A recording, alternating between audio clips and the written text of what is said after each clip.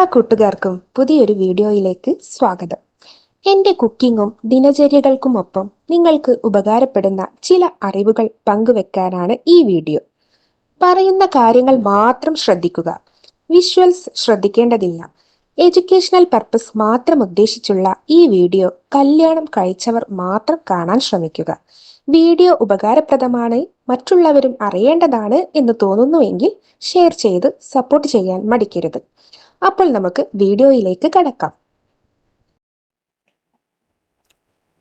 ആദ്യ ചുംബനം സംഭവിച്ചത് എപ്പോഴാണ്? ആദ്യ ചുംബനത്തിന്റെ പഴക്കം 4500 വർഷം.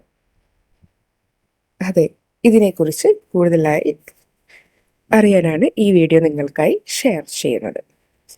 അപ്പോൾ നമുക്ക് വീഡിയോയിലേക്ക് കിടക്കാം. സ്നേഹത്തിന്റെ പ്രപഞ്ച ഭാഷയായിട്ടാണ് ചുംബനത്തെ കണക്കാക്കുന്നത്. ഒരു വ്യക്തിയോടുള്ള സ്നേഹം പ്രകടിപ്പിക്കാനുള്ള എളുപ്പമാർഗമായി അതിനെ കാണുന്നു. ഷേക്സ്പിയർ മുതൽ പല എഴുത്തുകാരും ചുംബനത്തെ വളരെ തീവ്രമായി എഴുത്തുകളിൽ തന്നെ അവതരിപ്പിച്ചിട്ടുണ്ട്. ചുംബിക്കുമ്പോൾ ശരീരത്തിൽ ലവ് ഹോർമോൺ എന്നറിയപ്പെടുന്ന ഓക്സിറ്റോസിൻ എന്ന ഹോർമോൺ ഉൽപ്പാദിപ്പിക്കപ്പെടുന്നു. എന്നാൽ ചുംബനം എന്ന ആശയം എവിടെ നിന്നാണ് വന്നത്? ആരാണ് ചുംബിക്കുക എന്ന ആശയം കൊണ്ടുവന്നത്? എപ്പോഴാണ് അത് ആദ്യമായി സംഭവിച്ചത് എന്നതിനെ കുറിച്ച് നിങ്ങൾക്ക് അറിയാമോ? ഈ രണ്ട് ചോദ്യങ്ങൾക്കും പല കാരണങ്ങളാൽ ഉത്തരം നൽകാൻ ബുദ്ധിമുട്ടായിരിക്കും. ചുംബിക്കുന്ന ഒരേയൊരു ജീവി മനുഷ്യൻ മാത്രമല്ല എന്നതാണ് ഇതിന്റെ പ്രധാന കാരണം. മനുഷ്യ ചരിത്രത്തിലെ ചുംബനത്തിന്റെ ആദ്യകാല രേഖകൾ ഏതൊക്കെയാണെന്ന് ചോദിക്കുന്നതാണ് കുറച്ചുകൂടി എളുപ്പം. അതെ, ആദ്യ ചുംബനം നടന്നത് 4500 വർഷങ്ങൾക്ക് മുൻപാണ് എന്നാണ് ഇതുമായി ബന്ധപ്പെട്ട് പുതിയ റിപ്പോർട്ടുകൾ പറയുന്നത്. ചുംബനം ഏതാണ്ട് 4500 വർഷങ്ങൾക്ക് മുമ്പ് മധ്യ ഏഷ്യയിൽ നിലനിന്നിരുന്ന സമ്പ്രദായമായിരുന്നെന്നാണ് അവകാശപ്പെടുന്നത്. ഗവേഷകരും ചരിത്രകാരന്മാരും ചുംബനത്തെ 2 വിഭാഗങ്ങളായി വേർതിരിക്കുന്നുണ്ട്. സൗഹൃദപരം അഥവാ രക്ഷിതാക്കൾ, അതുപോലെ റൊമാൻറ്റിക് ലൈംഗികത. ആദ്യത്തേത് കാലത്തിനും ഭൂമിശാസ്ത്രത്തിനും അപ്പുറത്തുള്ള മനുഷ്യ സമൂഹങ്ങൾക്കിടയിൽ പൊതുവായി കാണപ്പെടുന്ന ഒന്നാണ്. എന്നാൽ പ്രണയ ലൈംഗിക ചുംബനം സാർവത്രികമാണെന്ന് സൂചിപ്പിക്കുന്നതിന് മതിയായ തെളിവുകളില്ലെന്നും ഇതിൽ നിന്ന് പറയുന്നുണ്ട്. കൗതുകകരമെന്ന് പറയട്ടെ, വർഗമോ ജാതിയോ പോലെയുള്ള ഒരു ഔപചാരിക ശ്രേണിക്ക് ചുറ്റും ഭാഗികമായെങ്കിലും ക്രമീകരിച്ചിരിക്കുന്ന സമൂഹങ്ങളിൽ റൊമാൻറ്റിക് ലൈംഗിക ചുംബനങ്ങൾ കൂടുതൽ പ്രബലമാണ്. ഉമിനീരിലോ ശ്വാസത്തിലോ ആശയവിനിമയം നടത്തുന്ന രാസസൂചകങ്ങളെ അടിസ്ഥാനമാക്കി ഒരു ഇണ എത്രത്തോളം അനുയോജ്യമാണെന്ന് വിലയിരുത്തുന്നതിനു വേണ്ടിയാണ് ഇത്തരത്തിലുള്ള ചുംബനം തുടക്കത്തിൽ വികസിപ്പിച്ചതെന്നാണ് ഗവേഷണങ്ങൾ സൂചിപ്പിക്കുന്നത്.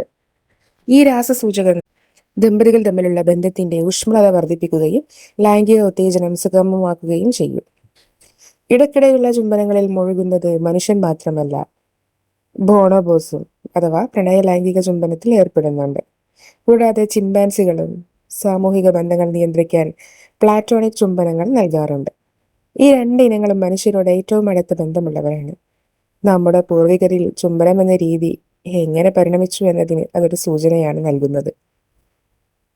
ഇന്നത്തെ ഇറാഖിലെയും സിറിയയിലെയും യൂഫ്രട്ടീസിനും ട്രൈഗ്രീസിനും ഇടയിൽ നിലനിന്നിരുന്ന ആദ്യകാല മനുഷ്യ സംസ്കാരങ്ങളുടെ പേരായ പുരാതന മെസൊപ്പൊട്ടേമിയയിലെ ആളുകൾ കളിമൺ ഫലകങ്ങളിൽ യൂണിഫോമിൽ ബിയിൽ എഴുതിയിരിക്കുന്നു. ഇത്തരത്തിലുള്ള ആയിരക്കണക്കിന് കളിമൺ ഫലകങ്ങൾ ഇന്നും അവശേഷിക്കുന്നുണ്ട്.